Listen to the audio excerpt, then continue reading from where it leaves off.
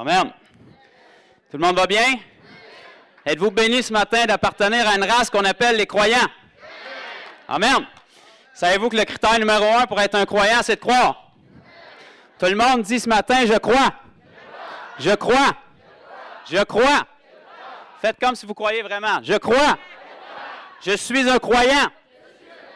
Amen. Si vous voulez être un croyant, c'est de votre affaire. Moi, j'ai décidé d'être un croyant. Amen. Comme notre frère Joël a mentionné un petit peu plus tôt, moi, je suis ici pour vous apporter un petit peu plus l'aspect dans les rues. Parce que moi, je suis quelqu'un qui adore lire la parole de Dieu, puis je passe beaucoup de temps dedans, mais il y a une chose que j'aime encore plus que de la lire, c'est de la vivre. Amen. Parce que la parole, ce n'est pas un livre allégorique, ce n'est pas un roman historique, bien qu'il y ait de l'histoire, puis qu'elle est prouvée, puis qu'elle est réelle. C'est un livre qui est vivant. C'est notre mode d'emploi. Si on est chrétien, ça veut dire qu'on est des imitateurs de Christ. Ça veut dire que ce qu'on doit vivre, c'est ça ici. Premièrement, Jésus est venu pour nous montrer la vie qu'on devait vivre. Jésus n'est pas venu vivre dans les évangiles ici pendant 3 ans, pendant 3 ans et demi, pour nous montrer ce qu'il était capable de faire. Il est venu ici pour nous montrer ce que nous, on était capable de faire. Puis il nous a prouvé que c'était faisable parce que les apôtres l'ont vécu. Puis les apôtres l'ont transmis aux disciples qui ont suivi, puis les disciples qui ont suivi l'ont vécu. Donc, si la Bible est vraie, Dieu ne change pas, il est le même hier, aujourd'hui et éternellement le même, puis qu'on a le même Saint-Esprit que les apôtres et que les disciples qui ont suivi, moi, je ne vois pas pourquoi on devrait avoir une vie différente de ce qu'on lit dans la parole. Amen? Donc, notre frère Joël, j'ai bien aimé comment il a commencé pour briser, pour tuer toutes les vaches sacrées contre la guérison, parce que peu importe la doctrine que vous avez puis ce qui vous a été enseigné, si ça vous nuit et ça vous empêche de recevoir votre guérison, ce n'est pas de Dieu. OK? Puis la parole est remplie de versets qui démolissent toutes ces doctrines-là. Puis mon frère Joël en a touché quelques-uns. Puis on va aller en voir juste quelques-uns aujourd'hui parce que s'il y a des esprits religieux dans la place, ça va vous calmer. On va aller lire des versets dans la Bible. OK? Fait qu'on va juste regarder ensemble dans Matthieu 12, chapitre 12, verset 15.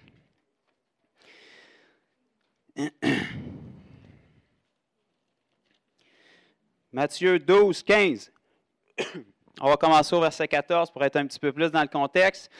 Ça nous dit, les pharisiens sortirent et ils se consultèrent sur les moyens de le faire périr, de faire périr Jésus.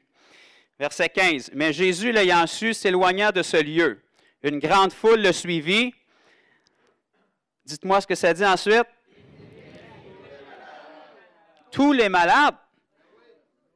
Il doit y avoir une erreur, je pensais que c'était juste dans ma Louis II. C'est-tu vraiment écrit tous les malades dans votre Bible aussi? Tous les malades, est-ce que ça laisse une exception, ça? Non. Est-ce que c'est la volonté de Dieu de guérir tout le monde? Oui. Je ne sais pas si vous vous souvenez dans la parole, avant que Jésus vienne pour son ministère, il y avait un endroit qui s'appelait la piscine de Bethesda. Et puis ce lieu-là, ça nous dit que de temps en temps, il y a un ange qui descendait puis il agitait les eaux. Puis quand les eaux étaient agitées, la première personne qui se jetait à l'eau, peu importe qui c'était, était guérie de peu importe qu'est-ce qu'elle avait. C'est tout ça que votre Bible dit. Peu importe qui se jetait dans l'eau en premier, était guéri de peu importe qu'est-ce qu'elle avait. Si un ange qui descendait pour agiter l'eau était capable de faire ça, qu'est-ce qui nous permet de croire que Jésus n'est pas capable? Qu'est-ce qui nous permet de croire que l'autorité que Jésus nous a donnée est moindre que ça? Il n'y a absolument rien dans la parole qui nous permet de croire ça, à part de la doctrine humaine que les hommes ont inventée pour appuyer leurs échecs. Mais moi, je ne vis pas dans mes échecs, je vis dans la foi puis je vis dans la parole. Je ne vois pas tout ce que je voudrais voir, mais je peux vous garantir, je vois beaucoup plus depuis que j'obéis à la parole que si j'étais assis chez nous sur mon divan à rien faire. Amen? Donc, la Bible nous dit que Jésus guérissait tous les malades. Il allait de lieu en lieu faisant du bien, guérissait tous les malades. Et ce qui est encore plus extraordinaire, c'est que la Bible nous dit, par la bouche de l'apôtre Jean, dans ses épîtres, en nous parlant de Jésus, il nous dit, car tel il est, tel nous sommes, dans ce monde. OK, fait que si tel était Jésus, tel nous sommes dans ce monde, si Jésus allait de lieu en lieu faisant du bien puis guérissant tous les malades, si je sais l'œil le français, ça veut dire qu'on est appelé à faire la même chose. Ça veut dire qu'on est rempli de l'Esprit, puis comme le pasteur Poulain l'a bien démontré, on est revêtu. Le seul problème, c'est que la majorité de l'Église n'ont aucun problème à croire que Dieu peut tout. Là où leur foi va faiblir, c'est que Dieu peut tout à travers eux. Ils ne doutent pas que Dieu est capable de tout faire, mais ils doutent qu'ils sont capables de tout faire en Dieu. C'est là où on doit croire la simplicité de la parole, puis je m'en viens vous annoncer quelque chose de merveilleux ce matin. C'est une nouvelle extraordinaire. Le mystère est révélé, le chat est sorti du sac, le lapin est sorti du chapeau. Christ en nous, la glorieuse espérance. S'il y a des esprits religieux, je vais vous calmer, c'est dans Colossiens 1,27. Ce n'est pas moi qui invente ça. Christ en nous, la glorieuse espérance. Tout ce qu'on a besoin, c'est de croire cette simplicité-là. Tout ce qu'on a besoin, ce n'est pas se laisser pourrir par une quelconque doctrine humaine si on croit que la Bible dit que si on s'est repenti, qu'on a obéi à la parole, qu'on s'est détourné de nos péchés, qu'on a été baptisé d'eau et d'esprit, qu'on est né de nouveau, Christ vit en nous et c'est la glorieuse espérance et c'est tout ce qu'on a besoin. Si Jésus guérissait tous les malades, puis il chassait tous les démons, puis Jésus avait 100% de réussite, puis qu'il vit en nous, on est appelé à fonctionner de la même façon. Le problème, c'est que si on le fait une fois, puis on ne voit pas le miracle se produire, bien, on pense qu'on n'a pas ce qu'il faut. Mais est-ce qu'on suit ce qu'on voit ou est-ce qu'on suit la parole? Est-ce que vous pouvez me montrer un verset dans la parole qui nous dit qu'on marche selon la vue? Non, ma Bible dit qu'on marche selon la foi. Habakkuk 2,4 nous dit « Mon juste vivra par la foi ». Romains 1,17 nous dit « Mon juste vivra par la foi ». Hébreux 10,38 nous dit « Mon juste vivra par la foi ». Galates 3,11 nous dit « Mon juste vivra par la foi ». Est-ce que c'est Dieu qui radote ou s'il veut qu'on comprenne quelque chose? Je pense qu'il veut qu'on vive par la foi. OK? C'est quoi la foi? Hébreux 11,1, une ferme assurance. C'est quoi une ferme assurance? Tu crois puis tu ne bouges pas. La foi, ce n'est pas quelque chose qu'on essaye. La foi, c'est quelque chose qu'on sait, puis on reste là. Comment tu t'appelles, mon frère? Gwen? C'est cool, c'est beau comme nom. Gwen, si je m'assis devant toi toute la journée puis j'essaie de te convaincre que tu ne t'appelles pas Gwen, est-ce que tu vas finir par me croire un jour ou non? Non, parce que tu sais que tu t'appelles Gwen, hein? Si tous les enfants de Dieu sont convaincus que Christ est en eux, puis il n'y a pas personne qui va vous convaincre du contraire, il n'y a pas un échec, il n'y a pas une expérience, il n'y a pas quelque chose que vous ne voyez pas se produire qui peut vous convaincre du contraire, bien, vous allez voir Dieu agir. Amen? Ça, je peux vous le garantir. Amen? On va aller voir un autre verset pour calmer les esprits religieux dans Marc. Marc 16. Parce que c'est bien beau qu'est-ce que Jésus a fait, mais qu'est-ce que les apôtres ont fait par la suite?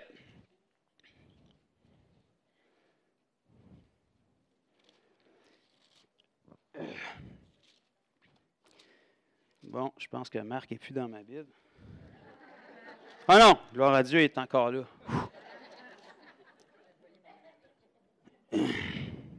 Marc 16, on va commencer au verset 16 parce que c'est tout le temps agréable à lire. On va commencer au verset 15 même. Jésus qui parle à ses disciples, aux apôtres, puis il leur donne des instructions. Ça nous dit, allez par tout le monde, prêchez la bonne nouvelle à toute la création. Toute la création, il n'y a pas trop d'exceptions là-dedans. Là. Tout, c'est tout. Celui qui croira et qui sera baptisé sera sauvé, mais celui qui ne croira pas sera condamné. Ouf! Je ne veux pas parler pour vous autres, mais moi, je préfère croire. Si vous êtes, tantôt, je vais vous raconter des témoignages, là, puis vous n'êtes pas obligé de me croire, c'est de votre affaire. Si vous voulez être un incrédule, c'est de votre affaire, mais moi, je choisis de croire. Amen? Puis je peux vous garantir que même si je ne vois pas tout ce que je voudrais voir, je vois beaucoup plus avec ma théologie, ma doctrine, puis ma foi, que ceux qui ne croient pas. Voici les miracles, verset 17. Voici les miracles qui accompagneront, là c'est Jésus qui parle, hein, qui accompagneront ceux qui auront cru. Le critère numéro 1 pour avoir cru, c'est de croire. En mon nom, ils chasseront les démons, ils parleront des nouvelles langues, ils saisiront des serpents. S'ils boivent quelques breuvages mortels, il ne leur fera point de mal. Ils imposeront les mains aux malades et les malades seront guéris. Wow! Le Seigneur, après leur avoir parlé, fut enlevé au ciel et il s'assit à la droite de Dieu. Qu'est-ce que les apôtres ont fait? Est-ce qu'ils se sont mis en prière et ont dit « Ah, réveille-nous de la puissance. Ah, c'est vrai, c'est beau ce que tu nous disais, Jésus. » Regardez bien ce qu'ils ont fait au verset 20. Je pense que c'était des croyants. Et ils s'en allèrent prêcher partout. Et pour prouver que c'était la bonne chose à faire, qu'est-ce qui s'est passé? Le Seigneur travaillait avec eux et il confirmait la parole par les miracles qui l'accompagnaient. Wow! On dirait bien que Jésus n'a pas fait seulement nous donner la formule, il nous a prouvé que c'était vrai et que ça fonctionnait. Et il n'y a rien qui a changé aujourd'hui. J'ai vraiment aimé la vidéo que mon frère Luc a faite, puis j'avais un petit peu peur parce qu'il était tout en train de prêcher ce que je voulais vous apporter. Mais il nous a parlé de l'homme paralytique dans les évangiles. Il y a plus qu'un évangile qui nous le donne, où est-ce que les hommes avaient vraiment la foi, puis ils ont descendu le paralytique puis, par le toit. Puis là, Jésus a bouleversé les esprits religieux qui étaient là. Et puis il a dit à l'homme, tes péchés sont pardonnés. C'est exactement comme notre frère Luc a dit. Les scribes et les pharisiens se sont scandalisés de ça. Ils ont dit, il y a seulement Dieu qui a le pouvoir de pardonner les péchés, mais Jésus, qui connaissait leurs pensées, leur a dit, pour vous prouver que j'ai le pouvoir de pardonner les péchés, parce que pardonner les péchés de quelqu'un, on va être franc, ça ne se voit pas vraiment. Si vous vous repentez dans votre cœur, ben moi, je ne peux pas voir si vous êtes sincère. Les fruits que vous allez porter vont me le démontrer, mais sur le coup, je ne peux pas voir si vous êtes sincère. Mais pour vous prouver que j'ai le pouvoir de pardonner les péchés, dans le nom de Jésus, sois guéri. Et c'est exactement la même méthode que Dieu nous donne, il n'y a rien qui a changé. Et c'est exactement la méthode que j'utilise quand je vais dans les rues, puis c'est toujours la même façon, puis les résultats sont les mêmes. Quand on approche quelqu'un dans les rues pour y témoigner, je peux arriver vers eux et leur dire « Bonjour, je suis vraiment content de te rencontrer aujourd'hui. Moi, j'ai rencontré Jésus dans ma vie, il m'a sauvé, il a pardonné mes péchés, il m'a changé. » Puis la personne va me regarder et va me dire « C'est vraiment extraordinaire, tant mieux pour toi si ça peut t'aider. » Puis elle a raison de le faire parce que si ça m'aide, tant mieux, mais elle ne peut pas voir ça, elle ne me connaît pas, puis elle ne peut pas voir dans mon cœur. Mais si je dis que Jésus s'est sacrifié il y a 2000 ans sur la croix, puis il a versé son sang pour ses péchés, mais que j'y annonce en même temps que Jésus a versé son sang pour ses péchés, avant, il a été meurtri pour ses maladies. Je ne peux pas te prouver que Jésus a pardonné tes péchés, mais pour te prouver que ça, c'est vrai, dans le nom de Jésus, sois guéri. Donc là, tu n'es pas obligé de me croire, mais tu as la preuve. Donc, si tu ne me crois pas, il va falloir que tu deals avec ça devant Dieu. Pas croire parce qu'on n'a jamais vu Dieu agir, c'est une chose. Mais pas croire quand on a vu la puissance de Dieu agir, c'est une autre chose. Tu es encore plus coupable, tu es encore plus condamnable. Et puis le jour où l'Église va se lever puis faire ce que la Bible nous enseigne de plus en plus, puis aller manifester Christ, bien, il va y avoir beaucoup plus, comment je pourrais dire ça? Il va y avoir beaucoup plus d'inconvertis qui vont rentrer dans nos églises. Est-ce que c'est ça qu'on veut? Amen. On est la lumière du monde, on est le sel. Mais si la lumière reste dans l'Église, bien, il va faire noir dehors. Est-ce qu'on est d'accord avec ça? Amen. Donc, juste pour vous donner un petit témoignage, parce que je pourrais vous en compter beaucoup. Pour ceux qui ne sont pas trop au courant, ça fait au-dessus d'un an et demi, nous autres, qu'on se promène dans différentes villes, puis qu'on va simplement faire ce que la parole de Dieu nous dit. Est-ce qu'on sait ce qu'on fait? Absolument pas. On fait juste obéir, on y va, puis Dieu est fidèle. Parce que Dieu ne nous demande pas de voir la fin de la route, il nous demande de prendre le premier pas. Amen. Ça s'appelle la foi. Si tu savais déjà d'avance qu'est-ce qui va se passer, tu n'aurais pas besoin de foi. Amen. Puis la maladie, c'est extraordinaire parce que tout le monde est malade. Fait que c'est pas compliqué. Si vous leur approchez avec un beau sourire pour leur dire « Jésus t'aime », ils vont dire « Tant mieux pour toi, mais il y a un hospice là-bas. » Mais si vous les approchez pour leur demander s'ils ont mal quelque part, bien, ils ont tous mal quelque part. Puis si vous leur offrez, comme mon frère a mentionné tantôt, moi, les gens qu'on a le plus de la misère à prier pour, c'est des chrétiens. Parce que les gens qui croient le moins, c'est les croyants. Ça, c'est bizarre. Je peux vous dire, dans les rues, là, je ne sais pas combien de personnes qu'on a prié dans la dernière année et demie, bientôt 2 ans, mais il n'y a pratiquement aucun inconverti qui était vraiment malade dans son corps qui a refusé de la prière. Et puis, je peux compter sur le bout de mes doigts peut-être 3 ou 4 croyants qu'on a rencontrés qui ont accepté qu'on prie pour eux. La réponse, quand on leur demande s'ils sont malades, ils nous disent oui. Puis quand on leur dit « On est chrétien, est-ce qu'on peut prier pour vous? » Ils nous disent « Moi aussi, je suis chrétien. Sois béni, mon frère. » Puis ils continuent. C'est malheureux, mais bon. C'est pas grave, il y a des inconvertis en masse qui ont besoin de voir la puissance de Dieu, puis eux sont ouverts. Amen?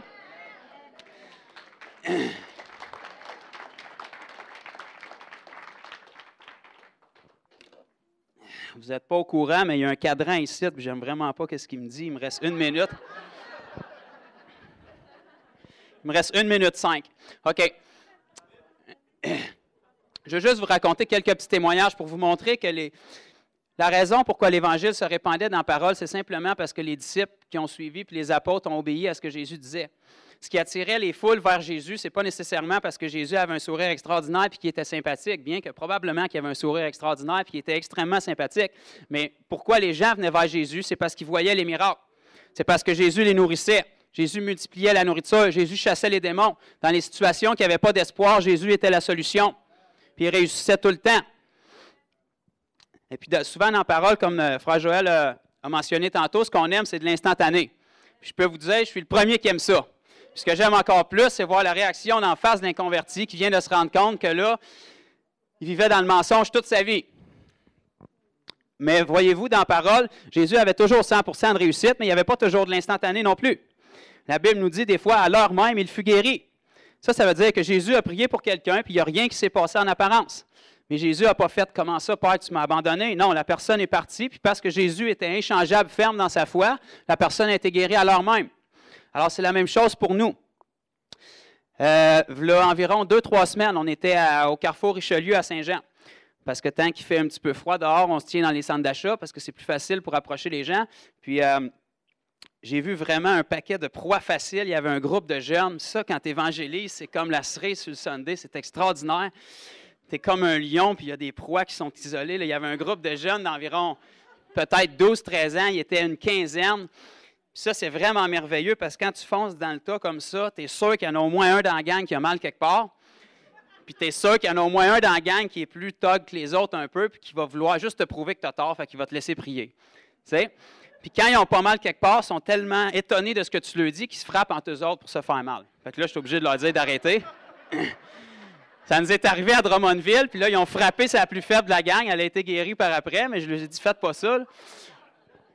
Donc là, on était à Saint-Jean-sur-Richelieu, puis j'approche le groupe, il y avait 12-13 ans, la majorité des jeunes filles, une couple de garçons, puis là, ils sont jeunes, sont en forme, il n'y avait pas mal nulle part. Mais là, je leur ai dit, je veux vous témoigner de Jésus, puis on va vous montrer que Jésus guérit. Puis là, c'était là, « Waouh, hein, on veut voir ça! » Puis là, ils commençaient à se fesser dessus un petit peu, là, je leur ai dit, « Arrêtez! » Mais il y a un de leurs amis qui était plus loin, qui est venu, qui est arrivé pour les rejoindre, puis là, ils ont tous sauté dessus. Ils ont dit, lui, il s'est blessé le poignet en jouant au football. Puis là, ils me l'ont garoché dans les bras. Puis là, le petit gars, il vient d'arriver, il est comme, hein, qu'est-ce qui se passe? T'sais? Fait que là, j'ai commencé à y témoigner. Puis là, j'ai dit, avez-vous déjà entendu parler de Dieu? Puis tu sais, les jeunes aujourd'hui, ils n'ont même pas pensé à ça dans leur vie. Là. Hein? Parce que dans les écoles, là, ils ne nous enseignent pas ça. Hein? Parce que l'enfant, il ne faut pas influencer son orientation religieuse. Il ne faut pas y mettre des idées dans la tête. Hein? Mais on se permet d'influencer leur vie sexuelle, par exemple. Puis on leur enseigne à se protéger dès leur jeune âge pour qu'ils pensent que c'est normal d'avoir des relations en dehors du mariage. Mais bon, ça, c'est un autre sujet. Donc, je regarde le petit gars, puis là, je commence à y témoigner. J'ai dit, là, tu t'es blessé. Il s'était blessé au poignet en jouant au football, puis c'est l'autre petit gars qui était à côté. Il dit, c'est moi qui ai fait mal. Fait que là, j'ai dit, vous avez déjà entendu parler de Jésus? Il savait déjà l'histoire un petit peu qu'il avait été sur la croix, puis que c'était le Fils de Dieu. Puis j'ai dit, là, je vais te montrer que le Jésus qui vit en moi, il est réel, parce que je vais prier pour ton poignet, puis il va être guéri. Puis ça va être la preuve qu'il a vraiment versé son sang pour tes péchés, parce que même si vous êtes jeune encore, vous n'êtes pas trop conscient de ce que vous avez fait, vous êtes séparés de Dieu à cause de vos péchés. Puis là, je commence à lui témoigner un petit peu. Avez-vous déjà menti? Bon, ils ont tous déjà menti. Bon, vous êtes tous pécheurs, fait que vous avez besoin de Jésus. Fait que là, ils sont tous là, puis là, ils regardent tous le petit gars. Fait que là, on prie pour son poignet. Premier coup, il dit qu'il n'y a rien qui se passe. Je repris une autre fois, la douleur descend. Je repris une autre fois, là, il dit, je vous jure, ça fait plus mal. Fait que là, tous les petits commencent à courir partout dans le centre d'achat. Puis là, ils sont comme, ah, ça se peut pas. Fait que là, toutes les petites filles, ils font, mais c'est comment ça, Jésus, s'il est réel, qu'on ne le voit pas? Fait que là, j'ai dit, voulez-vous que je demande à Jésus qu'il vienne vous toucher pour vous montrer qu'il est réel? Fait que là, les petites filles, ils sont comme, comment qu'on fait ça? Ça serait vraiment cool, tu sais. Fait que là, j'ai dit, je commence à prier pour eux autres. J'ai dit, là, ils étaient 4-5. Fait que je prends leurs mains. Souvent, quand ils ne sont pas malades, la guérison, c'est juste un signe. Mais on ne veut pas que les gens soient malades, évidemment. Mais on a d'autres puissances que Dieu nous donne, parce que Christ vit en nous, la glorieuse espérance. Donc, tout ce qu'il a besoin de faire pour être un signe pour la personne, il va le faire. Tout ce qu'on a besoin, c'est d'agir par la foi. Mon temps est écoulé. Je fais ça vite, mais nous, il vous reste 15 minutes avant le dîner. Là. Donc, je commence à prier pour les petites filles, puis là, il y en a une elle a une illumination. Elle dit, ça serait peut-être mieux si tu nous prenais une par une, puis tu priais pour nous autres, puis tout. Fait que j'ai dit, pas de problème. Fait que j'ai dit, êtes-vous prête? Croyez-vous en Dieu un petit peu? Croyez-vous en ça, cette histoire-là? Puis elle dit, ouais, on croit là-dedans, puis on veut vraiment voir si c'est vrai. Puis, fait que là, je fais fermer les yeux, je prends ses mains, puis je fais répéter, Jésus, je crois que tu es le Fils de Dieu, puis que tu es venu mourir sur la croix pour moi, puis je te demande de venir me toucher maintenant. Puis là, la petite fille avait les yeux fermés, puis je priais pour elle, puis là, elle part par en arrière. Là, elle fait, ah! Là, elle était apeurée, elle se met à pleurer, puis elle se met à trembler. Elle dit, c'est quoi ça? C'est quoi qui se passe? Fait que là, j'ai dit, je me baisse, tu sais, là, je n'ai profité pour faire ça un petit peu spooky, là. Puis là, je me baisse, je la regarde droit dans les yeux, j'ai dit, tu me demandais il y a 1 minute, pourquoi que si Jésus était réel, on ne le voyait pas? Mais il est bien plus réel que je suis devant toi en ce moment. C'est pas parce que tu ne le vois pas qu'il n'est pas là. Jésus est esprit, puis je t'ai dit qu'il vivait en moi. Là, elle est comme, puis là, elle tremble, puis là, l'autre petite fille à côté, elle dit, moi aussi, je veux vivre ça. Fait que, On fait la même chose avec l'autre petite fille à côté. Puis là, elle se met à partir, elle aussi. Puis là, il était tout excité, il y avait plein de questions. Fait qu'à un moment donné, je me revais. Puis la deuxième petite fille, je vois qu'elle était plus loin. Puis il y avait plein d'autres de ses amis autour. Puis elle tremblait, puis elle avait peur. Elle dit, c'est vraiment bizarre, j'ai entendu des sons dans ma tête quand il a prié pour moi. Fait que là, on a commencé à y témoigner sur le baptême du Saint-Esprit, puis tout ça. Puis on leur a donné un Nouveau Testament. Puis là, elle a pris contact avec nous autres. On devrait la rencontrer demain, la petite fille. Mais elle a...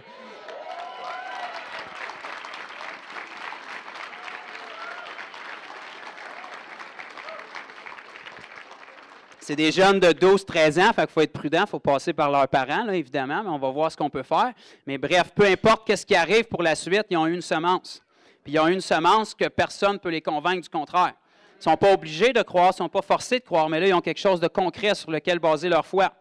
Là, on ne vient pas seulement leur annoncer un Jésus qui est bon, qui est rempli d'amour et qui est réel, mais ils l'ont vécu. Vrai? 5 minutes? OK.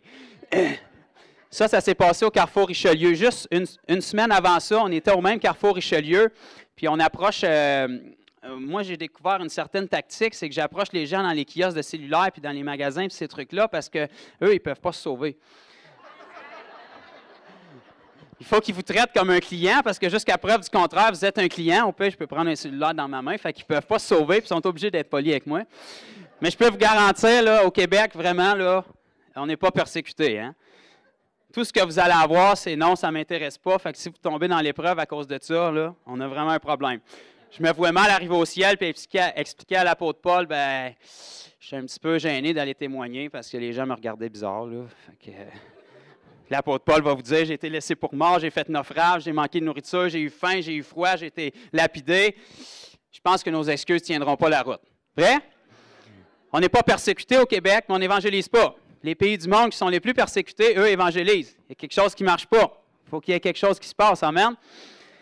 Donc, une semaine auparavant, on était au même Carrefour Richelieu. Puis là, j'ai approché une fille dans un kiosque de cellulaire. Puis c'était elle qui était la gérante. Puis le gars qui travaillait avec elle, c'était un athée. Donc ça, c'est vraiment extraordinaire aussi parce que je savais qu'il allait être témoin de ça. J'aime beaucoup les athées en passant. Hein. Je ne pense pas qu'il y en ait ici... Je ne pense pas qu'il y en ait ici aujourd'hui, mais de toute façon, si vous êtes athée, c'est juste en attendant que vous rencontrez Dieu. Fait que ce n'est pas un problème pour moi. Et puis, la fille, on l'a approchée pour lui demander si elle avait mal quelque part.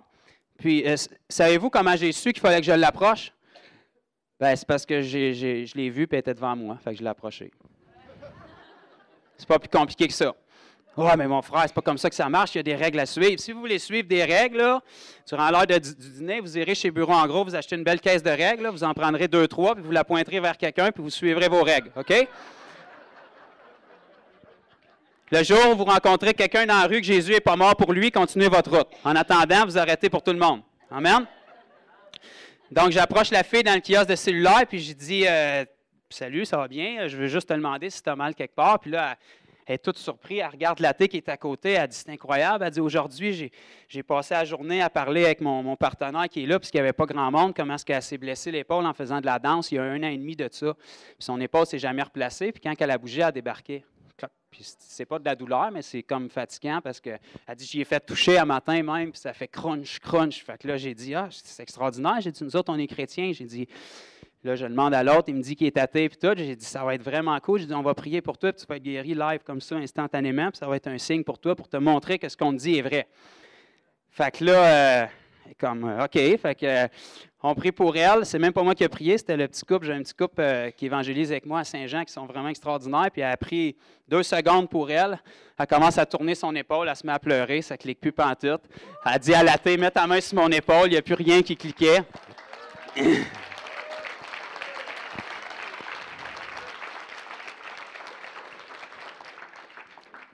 Ouais, mais Joe, je ne crois pas ça, ce que tu me dis. C'est ton affaire si tu es un incroyant. Moi, je suis un croyant, OK? Donc, son épaule était complètement guérie, puis là, l'athée, ben, il fait ce qu'un athée fait. Il regarde à terre parce qu'il n'y a rien à dire devant la puissance de Jésus. C'est comme ça, tu sais. Puis là, on commence à y témoigner, puis elle me dit, c'est vraiment incroyable. Elle dit, il y a la moitié de sa famille qui sont sud-américains, puis elle a été élevée un peu, tu sais, les Américains sont tous chrétiens, on va dire. Et c'est tout God is good, puis ils sont élevés là-dedans. Fait qu'elle avait été élevée un petit peu dans le milieu de la chrétienté, mais elle dit c'est vraiment extraordinaire parce qu'elle dit, c'est trop bizarre. À chaque fois que je suis vraiment en besoin dans ma vie, puis que je priais à Dieu quand même si elle n'était pas née de nouveau, elle avait une certaine connaissance de ça. Puis elle dit, à chaque fois que j'ai des besoins dans ma vie, on dirait que Dieu me poursuit, puis il y a tout le temps quelque chose qui arrive. Elle dit, je travaillais à Brossard il n'y a pas longtemps dans un autre kiosque, puis elle dit, j'étais bouleversé dans ma vie, puis je demandais à Dieu de l'aide. Puis il y a une madame qui rentre dans la boutique, elle s'en vient me voir, puis elle commence à me dire tout ce qui se passait dans ma vie, dans le nom de Jésus, puis elle me dit les décisions que je devais prendre, parce qu'elle était en couple avec un jeune homme qui n'était pas une bonne personne pour elle, puis elle a dit, j'ai tout écouté, qu'est-ce qu'elle m'a dit, puis tous mes problèmes se sont réglés tout d'un coup.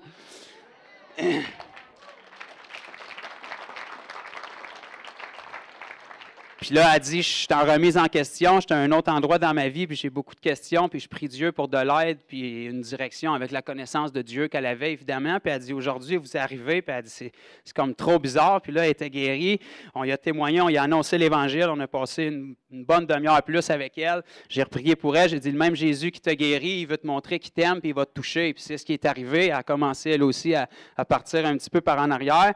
Puis elle aurait été prête là, à faire la prière de repentance avec nous autres, mais moi, je ne suis pas un gars nécessairement de prière de repentance parce que ce n'est pas ça qui sauve, c'est une disposition de cœur. Elle nous a dit, je suis plus à l'aise de prendre la décision moi-même toute seule chez nous, fait que c'est parfait, on a pris ses coordonnées, mais elle dit, c'est vraiment trop bizarre, elle dit, on dirait que Dieu me poursuit. Mais j'ai dit, je pense que c'est ça qu'il fait, amen. Puis il va continuer à te poursuivre, même si tu continues à te sauver. Le problème, c'est que si tu lui donnes ta vie tout de suite, bien, tu vas t'éviter beaucoup de problèmes. Parce que Dieu va nous poursuivre, c'est sûr, il nous veut, il nous aime. Mais si on obéit maintenant, bien, on va se sauver beaucoup de problèmes. Donc, j'ai dépassé mon temps abondamment, mais je sers un Dieu de grâce, fait qu'on devrait être correct.